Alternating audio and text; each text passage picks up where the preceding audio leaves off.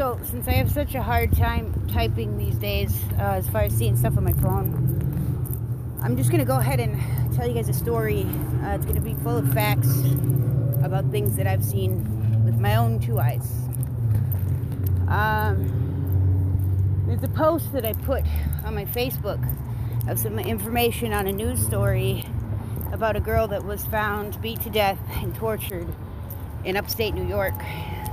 I don't know if you guys noticed, she bears a very striking resemblance to me.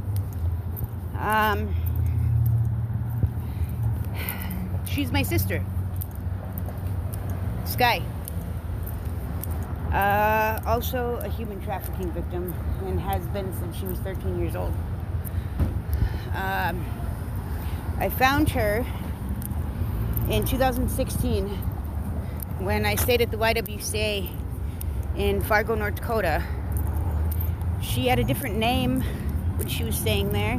She had a bunch of other kids. She had 3 little babies, like toddler age kids. One's name was Melinda. I can't remember the other one's name. But she was also taking care of a little brother of hers who was getting ready. He was JROTC for the Air Force. He was in high school, 17. We were all part of a group of, I couldn't even tell you how many women that were in Justice Department transitional housing for specifically the victims of human trafficking. And it didn't have to be just prostitution or labor trafficking. There was women that came through from all different types of exploitation. She was one of the few families that was actually selected for the transitional housing. You had to go through a really strong screening process, and they had to make sure you actually qualified for it because it was federally funded. Molly was the name that she gave me. Molly Fox. Not the porn star Molly Fox, but Molly Fox from Spirit Lake Nation in North Dakota. Spirit Lake Nation has a lot of oil money from western North Dakota. That tribe is very wealthy. Molly and I were friends when we stayed at the Y for, I don't know, the entire time we were there until everybody got into our housing, because we all kind of separated as soon as we spread out. It was a bunch of us native girls from different tribes all over the Midwest. Molly, I think the next time I saw her was in 2018 when I was pregnant with my daughter, or 2019 when I was getting ready to give birth to Jasmine, my youngest daughter. I saw her. She was still in her Section 8 housing in West Fargo, and the crazy thing is, Molly, one of the things that you'll notice about her is when she's pregnant, she's very, very pregnant, very, very big, like carries multiples. I gave birth to my daughter Jasmine in Fargo, North Dakota at Sanford. I didn't do a C-section. They wanted me to do a C-section, but because I have an allergy to anesthesia, I said, no, I have to have a regular delivery because I can't breathe when you guys give me anesthetic. I went in, I gave birth to Jasmine on June 27th, I think. June 27th or June 28th. It's been a while since I've had to write down her birthday. And then I think I only stayed like 2 days because I was really trying hard to get out of there and get back into our spot so I didn't lose our spot at the Y. And Molly delivered on July 1st, but she delivered by cesarean section. Molly delivered multiples, but they did not send her home with them. I don't know what happened as far as the kids were concerned, but I do know that I did not see Molly again after that until January of 2024, last year, when I was in Chicago, Illinois. I know I told some of the people that I've seen kind of along the way that sometimes, I don't know how it happens, it comes with like people will send me messages, like, not direct messages, but it'll be like a link. Like somebody will do a live stream on YouTube. And it'll be kind of like a coded message, like telling you that somebody in your life is having a hard time and you should be there for them. And they'll kind of direct you to where you have to be and at what time. After I left Minnesota, when my kids went into the care of the state and were not in my care, I ended up in Chicago, Illinois, because I was supposed to go to Duluth for a shelter spot. They were holding a shelter spot for me. Well, I got on the wrong bus. I got on the bus in St. Paul instead of Minneapolis, and that bus took me to Wisconsin and then down to Chicago, Illinois, instead of in Minneapolis, where it would have taken me all the way up through Brainerd to Duluth. During that time in January, while I was in Chicago, just before I left, there was one night, like, I don't know, it was probably maybe 2 days before I said, fuck this, I'm walking home. I got on the red line. I never used to go on the red line. Somebody always told me stay off the red line in Chicago, and I figured out why. I saw Molly on there and another girl in a car, and there was like 4 men on the train with them. The whole car was like covered in blood on one side. Molly's clothes were gone from the bottom, like had been ripped off. There was an old man, an old black dude that had like a Letterman jacket, like a high school Letterman jacket on. He was holding a baby, like a brand new newborn baby, and he had it inside his jacket, closed up. There was a girl that was sitting next to Molly who was like taller and heavier. She had long hair. She was passed out. And I looked at Molly because I thought she was going to recognize me. Like, I figured she'd realize it was me, like, as soon as we looked at each other. And she looked at me and she recognized me, and all of a sudden she just started yelling. And she said, get the fuck out of here, get the fuck out of here, you know? And that was before I looked around and saw, like, it took me a minute to look around and realize what had happened inside that car. But I saw that there was, like, I don't know, maybe like a 20-year-old kid, super tall, like basketball and NBA player tall, that had these kind of shoulder-length dreadlocks, sitting next to her, and he just looked terrified. And in the back corner, I saw Nameri Adeni Machar, or what looked like him anyways, but like smaller, you know?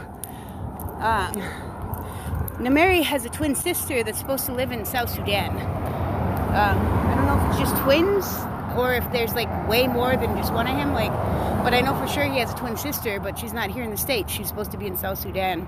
He's one of the Sudanese guys that we knew from Fargo. He was sitting in the back corner of the train. Now, once I saw him, that's when I looked over, saw the other girl, and then I realized that man was holding Molly's baby. The baby was alive, away from her. And she saw me, and she was all beat up too. Like, it wasn't just blood from delivering a baby, it was blood from, like, they'd beat the fucking piss out of her. And the other girl looked equally as bad. But Molly didn't have any clothes on from the waist down. There was shit and blood covered on half of the fucking car. And she just kept telling me to get off the fucking train. As soon as I got off the train, the red line kept going north. And I heard a gunshot. And I stayed up at the top. And I walked down because it was like on one of the stops where you had to take like stairs to go down to the street level. And once I got down to the street level, I saw some people come down off the next stop, and it looked like they had a body, like a person, like they were carrying him. And it was really fucked up. Because I knew what happened, and I knew why she told me to leave, because, they were going to shoot one of them. And the next day, I just left. I just fucking walked. And when I went by the dumpster, there was, all kinds of blood in the fucking dumpster. Around it. I don't know who they threw it in the dumpster. I don't know who got shot. I thought it was Molly, because I could see part of her maroon-colored dress that she was wearing. I thought it was her. I thought they shot her. And then later on that day, I saw that man that was holding her baby inside his jacket. He had that baby inside his Leatherman's jacket, and it was buttoned up. It was a button-up jacket, It was like a high school, football player's jacket, those special ones. And he had that baby all day with him on the train, because I used to ride the Blue Line because it was by the airport. And you know how I feel about airports. They're the safest place in the fucking world. If something bad's happening, you go there, you're on camera 24/7. If anybody tries to kill you, fucking beat you up or anything, at least it's going to be on camera if you die. He wasn't just riding on the red line. He switched over to the Blue Line, so I'm judging by the fact that Molly's not dead, or at least wasn't dead then. I thought she was. I don't know who they shot it. They shot somebody and threw him in the dumpster. I find this story that pops up about a girl. Her name is Sam Nordquist. She's from Red Wing, Minnesota, which is southern part of the state. Red Wing is known for having a criminal juvenile detention facility. It's really close to the Wisconsin border. The kid, Sam Nordquist, was supposed to be a female to male transgender who was tortured and raped and sodomized and beat to death for 3 months in New York State, upstate New York.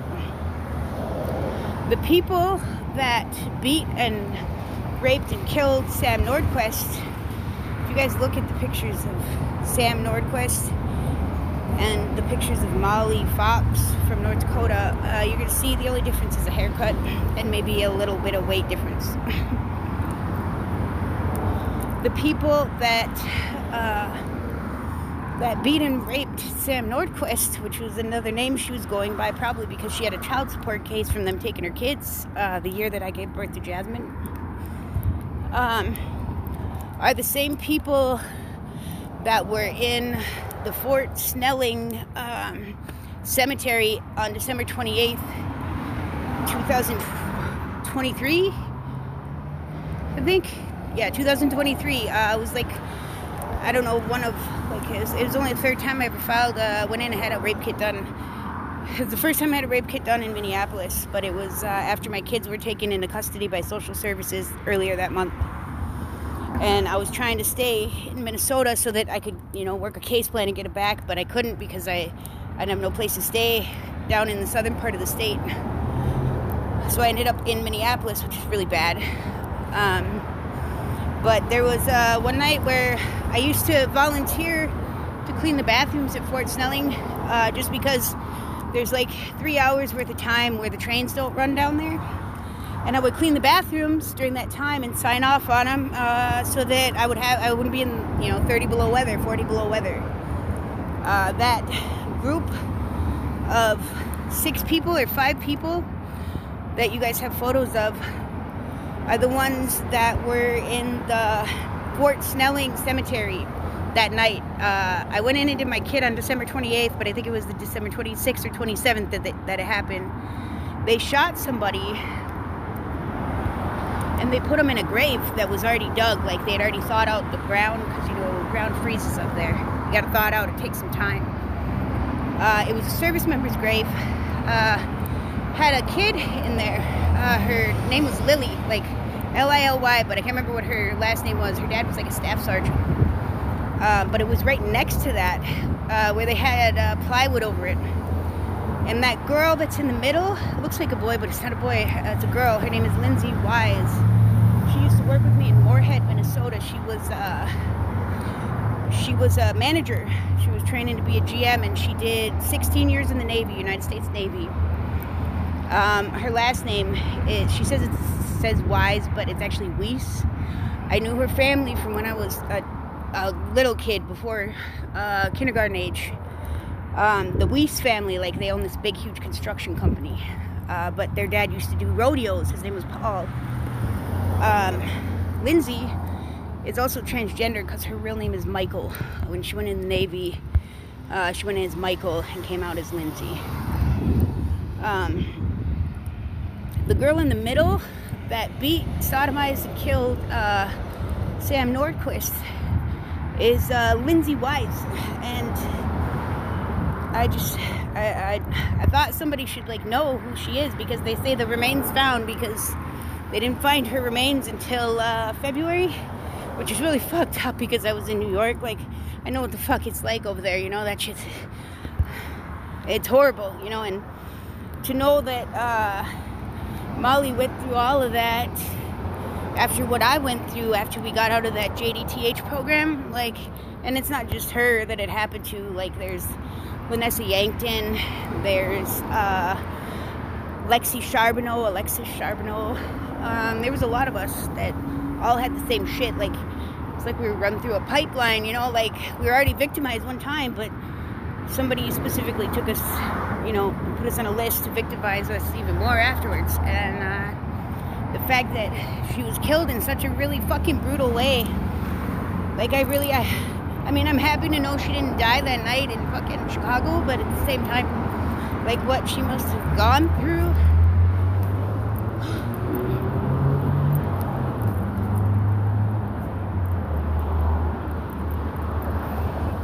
Like, you guys don't even understand, man.